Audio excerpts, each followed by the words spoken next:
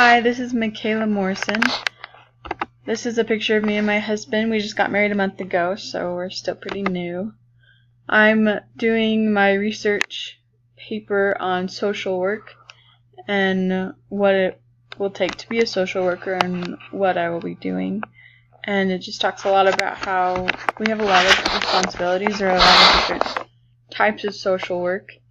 And I want to work with families and individuals. But mostly I want to work with immigrants to help them adjust to society here in America.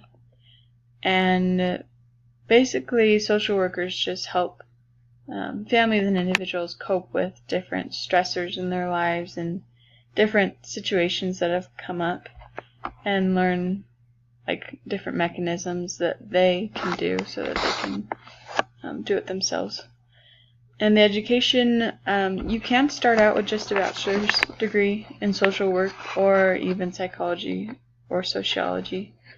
But then to do a lot of things, a master's degree in social work is beneficial. And it aligns with my 4-year plan because I was planning on getting a master's. I just hadn't figured out what yet. I'm majoring in psychology because I wanted to understand humans a little bit better and why we do what we do and just our little ins and outs. And so I love the subject matter, which goes with the first thing listed in chapter 13 for why people choose psychology. And I also love helping people, but I didn't really want to go into the medical field with like doctors and things because blood and all that stuff kind of makes me sick.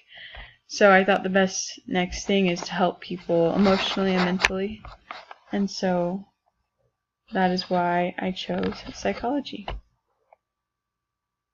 And it also aligns with some of the other things that chapter 13 talks about. It talks about that people want to become a psychologist and to prepare for the job. And I think that aligns with that I want to help people because that's what I want to do. So thanks for listening.